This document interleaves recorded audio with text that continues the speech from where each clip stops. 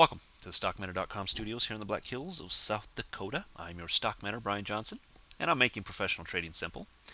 We saw a bounce today. We had predicted that we would either gap up today and run up, or gap down today and then continue to run straight up.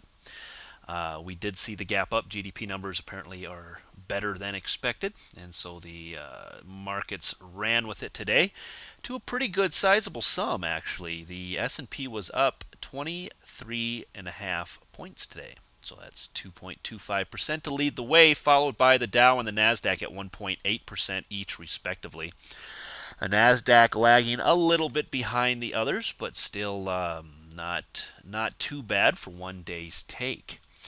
Now, where does this leave us? What are we looking at? Are you scared if you're a bear? Are you scared if you're a bull? What's going on with the markets right here? Well, really, what we're waiting to see is we should see another move back to the downside.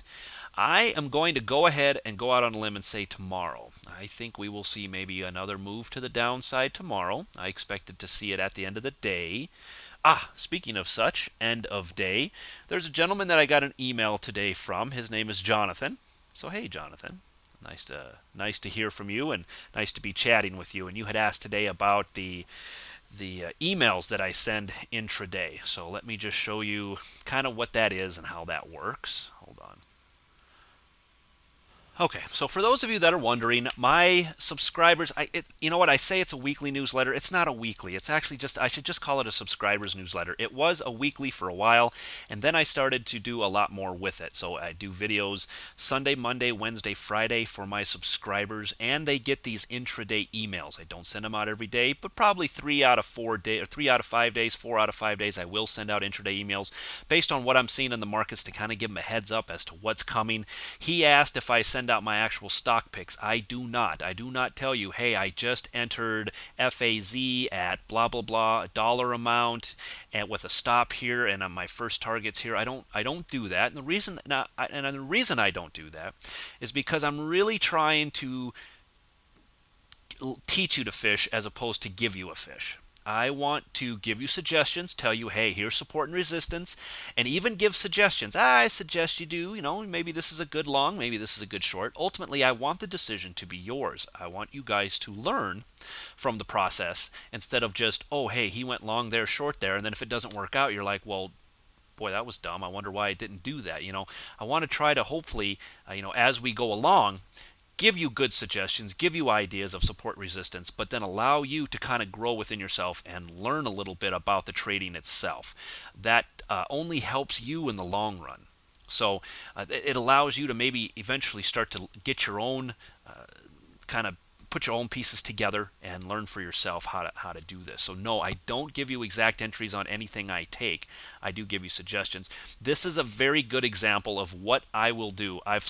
This was one of the emails I sent out today. This was the last email I sent out today, and I simply said, okay, so I think this move is starting to slow down a little bit. This was at 12:16 p.m., which would have been 2:16 Eastern Time. I'm expecting maybe one last little pop up here to the 1065 to 1067 area on the SPX, and then I think we start to move back down from there. I'm not sure how far down quite yet, but if you're long the markets, you may want to manage things carefully here. So this is a very good example of what I do, Jonathan, and the emails you get.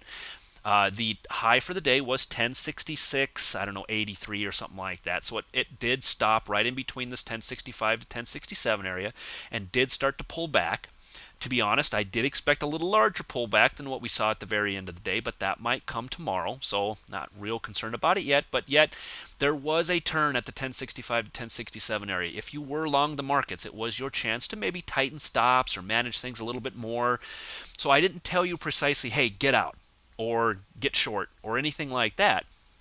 I allow you to make your own decisions. You trade it as you see fit, and this at least gives you guidelines. So if you're long the markets in this bounce, but you know things may turn around sooner or later, this email gives you the opportunity to say, oh, hey, okay, well, maybe I'll start to tighten stops at this area up here.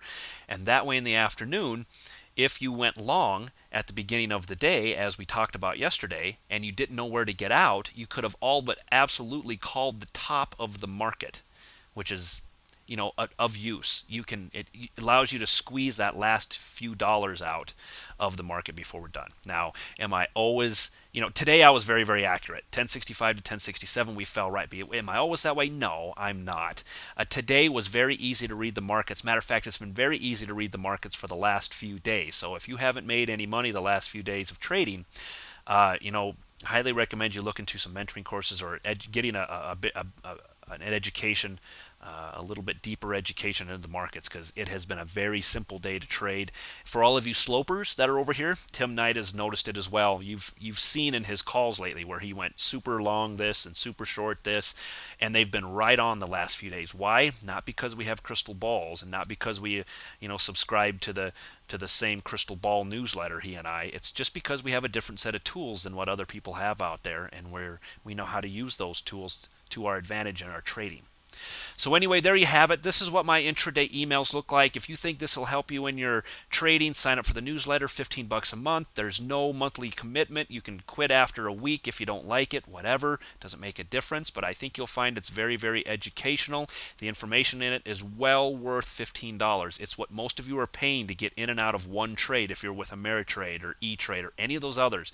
It's well worth the money. I think for $15 in the trading world, it's the best deal on the web right now. So there you go, Jonathan. Hope that helps. Back to the markets. All right, so the NDX on a 60-minute came up here, stopped right above the 60-period moving average, and kind of dojied out.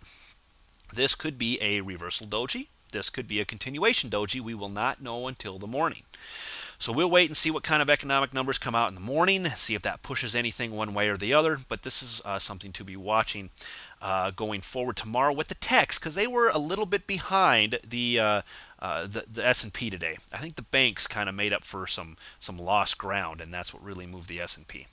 The NDX on a daily, let's look, and you see that we fell through the channel, fell through the 50 as I discussed yesterday. I said expect a bounce here. Certainly we did.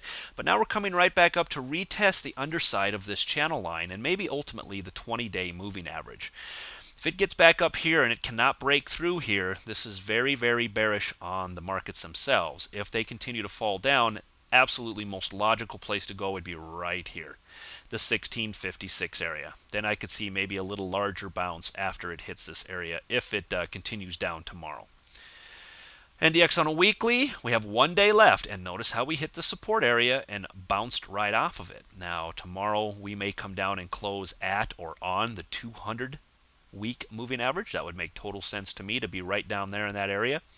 And tomorrow, obviously, we'll have to. We won't know until this candle closes tomorrow.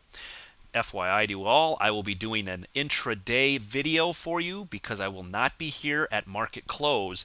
My son is a senior this year, and he and I are going. We are Packer fans, and we are going to the Green Bay Packer game this weekend. So I'm looking forward to it. And we will be leaving town tomorrow about noon our time, which is about 2 o'clock Eastern time, obviously before the bell rings. So I will have to catch up with you on the weekly charts this weekend. I will be doing a Sunday video, so please come back, see me on Sunday. And tomorrow I'll try to do a quick intraday video on where I think the rest of Friday will go, and then we'll once again meet up on Sunday. SPX on a 60-minute.